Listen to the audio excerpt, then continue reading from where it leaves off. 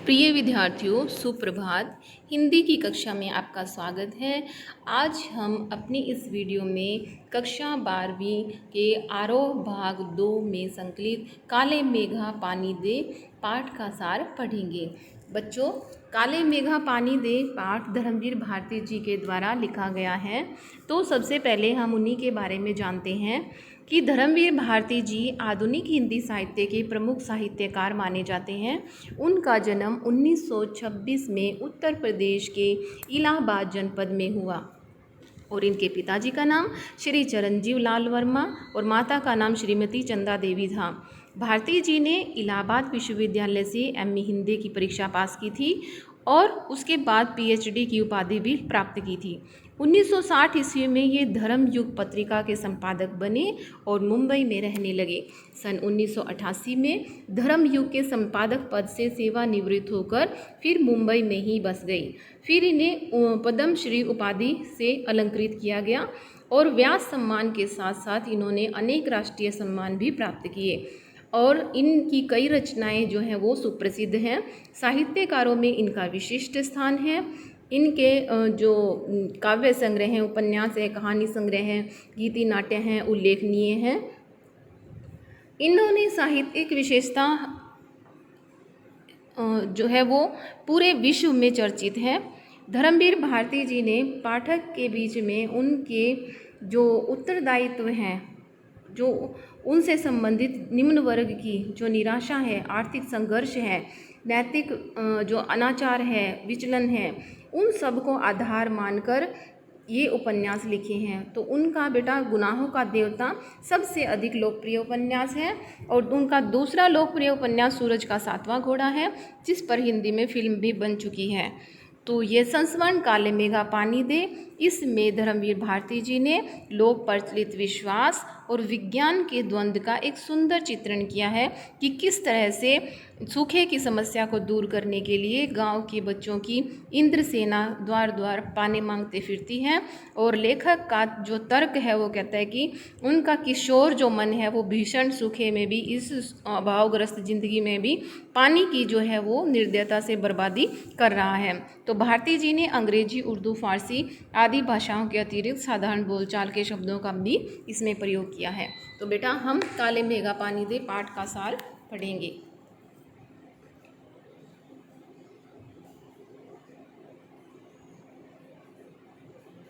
काले मेघा पानी दे संस्मरण धर्मवीर भारती जी द्वारा रचित है। इसमें लोक प्रचलित विश्वास और विज्ञान के द्वंद्व का सुंदर चित्रण हुआ है। विज्ञान का अपना तर्क है और विश्वास की अपनी सामर्थ्य है।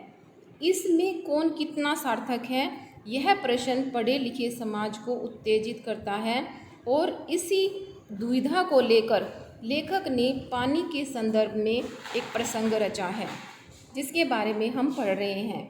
तो लेखक ने किशोरपन जीवन के इस संस्मरण में यह दिखलाया है कि किस तरह अनावृष्टि अर्थात सूखे की समस्या को दूर करने के लिए गांव के बच्चों की इंद्र सभा क्या करती है बेटा, द्वार द्वार पानी मांगती फिरती है, यानी मांगने के लिए चले जाते हैं।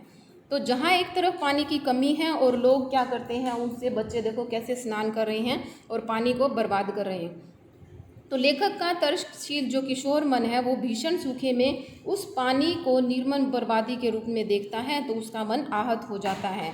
तो आषाढ़ के उन सूखे दिनों में जब चारों ओर पानी की कमी होती है, तो ये इंद्र सभा गांव की गलियों में जयकारे लगाते हुए पानी मांगते फिरती है और अभाव के बावजूद भी लोग अपने अपने घरों से क्या करते हैं बेटा, पानी लेके आते हैं। यानी अर्थात पानी की कमी होते हुए भी वो अपने घरों से पानी लाकर इन बच्चों को सिर से पैर तक पानी से भर देते हैं, पानी से तर कर देते हैं, उन्हें गीला कर देते हैं। तो आषाढ़ के इन दिनों में गांव शहर के सभी लोग जो है वो गर्मी से परेशान त्राहिमाम, यानी अर्थात कहने का भाव यह है कि चारों तरफ पानी के लिए हाहाकार मची हुई है। तो तब ये मंडली कहते काले मेघा पानी दे के नारे लगाती हुई यहाँ वहाँ घूम रही होती है। तो अनावृष्टि के कारण अनावृष्टि अर्थात जो है बारिश का न होना के कारण शहरों की अपेक्षा गांव की हालत जो है वो त्रासदपूर्ण अर्थात दुखी जो है इतनी दुखमय हो गई है कि खेतों की मिट्टी सूखकर पत्थर हो जाती है, ज़मीन फटने लगती है, पशु प्यास के कारण जो है वो मरने लगते हैं, लेकिन बारिश का कहीं नामो निशान नहीं है।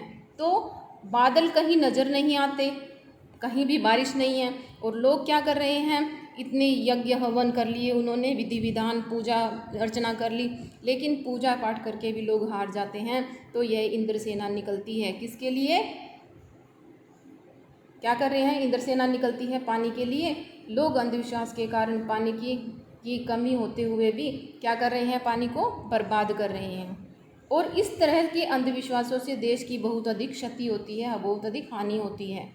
तो हम किस लिए पिछड़ गए हैं बेटा, इसीलिए पिछड़ गए हैं क्योंकि क्या कर रहे हैं, हम देख कर नहीं चलते कि हमारे सामने जिस चीज़ की कमी है हम उसी का ही क्या करते हैं, अपने से उसको और भी कम कर देते हैं। तो कहता है इसी कारण हम पिछड़ गए हैं, हमारी संस्कृति इसीलिए पिछड़ गई है क्योंकि हम जो है हम सोच कर काम नहीं करते और कर देते हैं। तो पानी को ऐसे ही बर्बाद करने, उसको पीने के लिए भी नहीं होगा तो उसके बिना भी तो लोगों को क्या होगा, कष्ट होगा, ठीक है। वो तो कैसे पिएंगे, प्यासे रह जाएंगे। लेकिन वो इस चीज़ को नहीं समझते और उस पानी को क्या करते हैं, जो पानी है उसको भी बर्बाद करते थे। और उनके गुलाम हम इसीलिए बन गए थे क्योंकि हम जो है समय पर वो काम नहीं करते जो हमें करना चाहिए। तो लेखक वैसे तो इंद्र सभा की उम्र का था, लेकिन वह आर्य समाजी संस्कारों से युक्त और तथा कुमार सभा का उपमंत्री था, अतः उसमें समाज सुधार का जोश अधिक था और अंधविश्वासों से वह डट कर लड़ता था। तो लेखक को जीजी जो थी वो अपने, लेखक की जो जीजी थी वो अपने बच्चों से ज़्यादा प्रेम करती थी। तीज त्योहार, पूजा, अनुष्ठान यानी विधि विधान से कोई कार्य करना, यज्ञ हवन करवाना, तो जिन्हें लेखक बेटा अंधविश्वास मानता था वो नहीं मानता था। जबकि उसकी दीदी इस तरह के काम करती थी, पूजा अर्चना करवाती थी, तो लेखक कहता था ये अंधविश्वास की बातें, मैं इन बातों में विश्वास नहीं करता क्योंकि आज विज्ञान का युग है तो इन चीज़ों को कोई नहीं मानता। तो जीजी के कहने पर उसे सब कुछ करना पड़ता था, वो करना नहीं चाहता था बेटा मन से, ये इंपॉर्टेंट है। तो कहता है कि इस बार जीजी के कहने पर भी लेखक ने मित्र मंडली पर पानी नहीं डाला, जिससे वह नाराज हो गई और बाद में लेखक को समझा बुझाकर उसने अनेक बातें कही। क्या बातें कही उसने समझाया उसको और कहा कि नहीं, ये जो कार्य किया जा रहा है और करना चाहिए, पानी फेंकना ये अंधविश्वास नहीं है, ये तो हम उनको अर्घ्य चढ़ाते हैं जिससे खुश होकर इंद्र हमें पानी देता है, ठीक है। जैसे तो उन्होंने बताया कि ऋषि मुनियों ने दान को सबसे ऊंचा स्थान दिया है। जीजी ने लेखक के तर्कों को बार बार काट दिया। तो अंत में लेखक को कहा कि किसान पहले 5-6 सेर अच्छा गेहूं बीज के रूप में अपने खेत में बोता है, तभी तो बाद में खेती होती है।